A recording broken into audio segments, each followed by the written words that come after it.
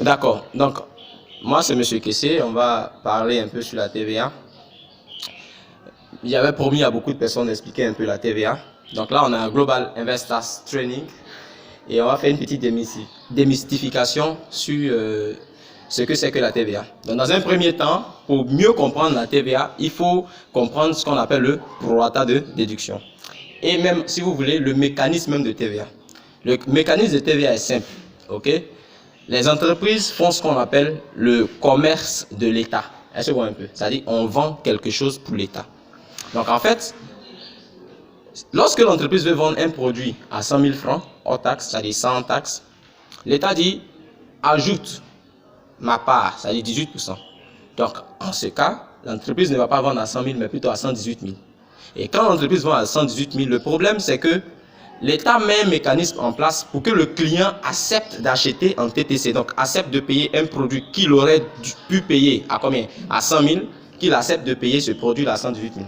Donc ça, c'est un mécanisme que l'État a mis en place. 2002, 2003, il y avait des publicités même sur la facture normalisée, avec les Libanais, ainsi de suite, où on disait non, exigez la facture normalisée, exigez la facture normalisée, exigez la facture normalisée. En fait, c'est des politiques que l'État a mis en place pour que les clients comprennent que en payant en TTC, c'est-à-dire en payant avec la TVA, ils contribuent, d'où la notion de contribuable légal, hein, ils contribuent à quoi? À l'évolution du pays.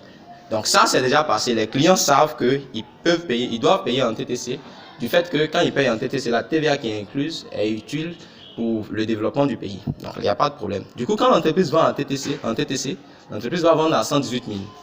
Le client paye les 118 000. L'entreprise récolte ses 100 000, on est d'accord, non? Et les 18 000 de plus, elle doit les reverser à qui? À l'État. Mais il y a un problème. Supposons qu'elle fait 1000 ventes par jour, bien 100 ventes par jour. Est-ce qu'à chaque vente, elle va prendre les 18 000 pour aller donner à l'État? Non. Ouais, un peu, non. Ça fait un jeu, elle va payer transport à chaque fois. Donc l'État dit, ok, si tel est le cas, je vais te donner la possibilité de collecter la TVA. On est d'accord, non? Collecter, ça veut dire quoi? Ça veut dire garder. Donc, quand tu factures la TVA, au lieu de venir me donner instantanément, tu vas garder et à un moment donné, tu vas venir reverser. On est d'accord? Ce moment-là va dépendre du type d'entreprise. C'est pourquoi vous avez vu en fiscal qu'il y a des entreprises qui sont soumises au régime d'impôt synthétique. Il y a des entreprises qui sont soumises au régime du réel simplifié. Il y a des entreprises qui sont soumises au régime du réel normal.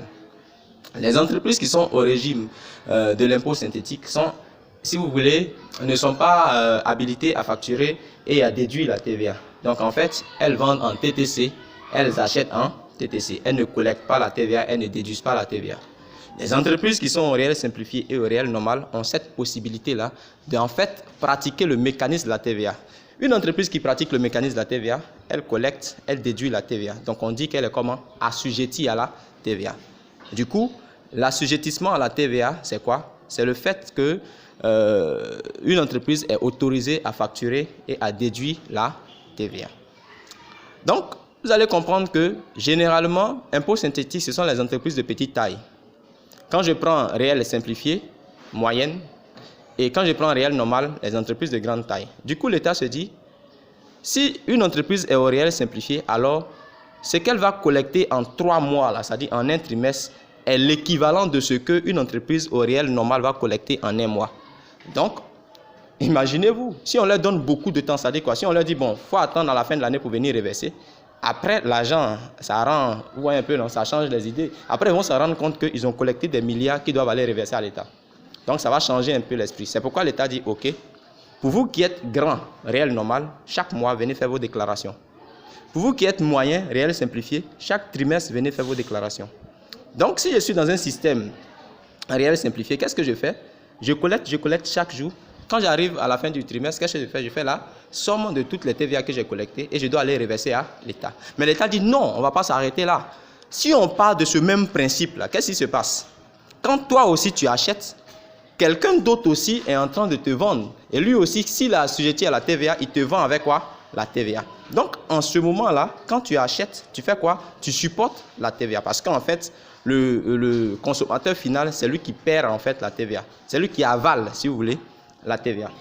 Donc, l'État donne la possibilité aux entreprises, avant même de venir reverser ce que tu as collecté là, il faut déduire également ce qu'on t'a fait supporter lorsque tu achetais. C'est bon, non?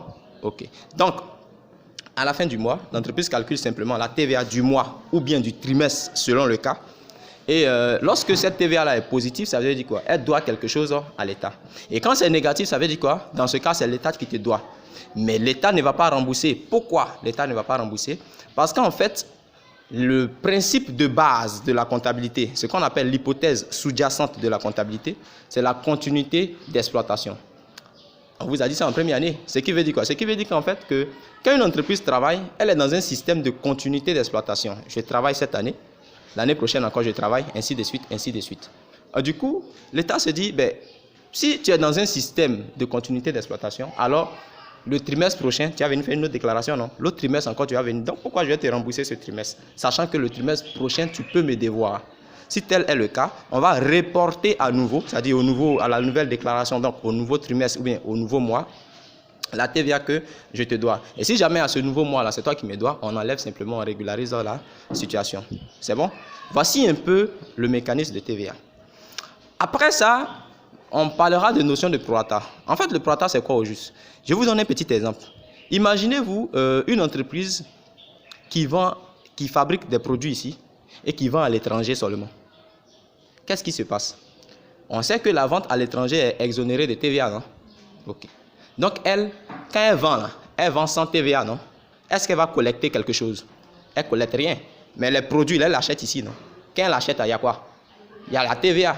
Donc, vous allez vous en rendre compte que, effectivement, elle peut vendre certains produits ici. Mais vous allez vous en rendre compte qu'en fait, elle aura toujours plus de TVA comment?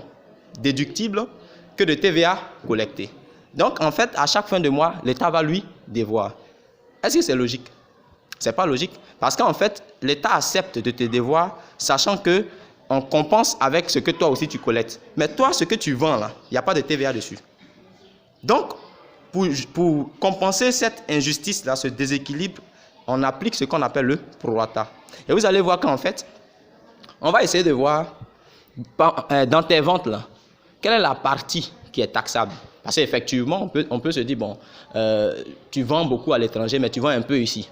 Quel est le pourcentage de vente taxable? C'est bon? Si on s'en rend compte que ce que tu vends en Côte d'Ivoire ici, qui est taxable, représente 10%, on va dire, ok.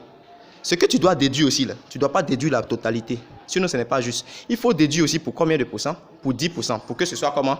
Équilibré. Dans ce cas, on dira que le prorata est de 10%. C'est pourquoi vous allez voir que le prorata est calculé sur la base des ventes. C'est-à-dire, on se base sur les ventes pour connaître le pourcentage de déduction, de taxabilité, d'exonération. Et puis, on applique maintenant ce pourcentage-là sur quoi? Sur les achats, pour réajuster. C'est bon? Et si on parle de ce principe, vous allez comprendre qu'en fait, c'est le prorata d'une année quelconque, c'est-à-dire de cette année-là, qu'on va appliquer l'année prochaine. Ça peut aller. Le prorata de cette année, on va l'appliquer l'année prochaine. Mais le problème, c'est quoi? C'est que quand l'entreprise est nouvellement créée, là, si aujourd'hui j'ai créé une entreprise, est-ce que j'ai un prorata l'année passée? Donc, j'applique quoi cette année? Pour la première année des 6, on applique ce qu'on appelle le prorata prévisionnel. Le prorata prévisionnel, ça dit quoi? On va se dire, et les entreprises le font, hein, tu penses vendre combien? Tu penses acheter combien durant l'année? En fonction de cette prévision-là, on va voir quel serait le secteur taxable et quel serait le secteur non taxable. Donc, on va déduire en fait le prorata prévisionnel. Mais le problème, c'est quoi? C'est que on a supposé un prorata, non, qu'on va appliquer durant l'année. Mais quand on va arriver à la fin de l'année, on va connaître concrètement combien on a vendu et concrètement combien on a acheté. Donc, en fait, à la fin de l'année, on peut calculer le prorata réel de l'année.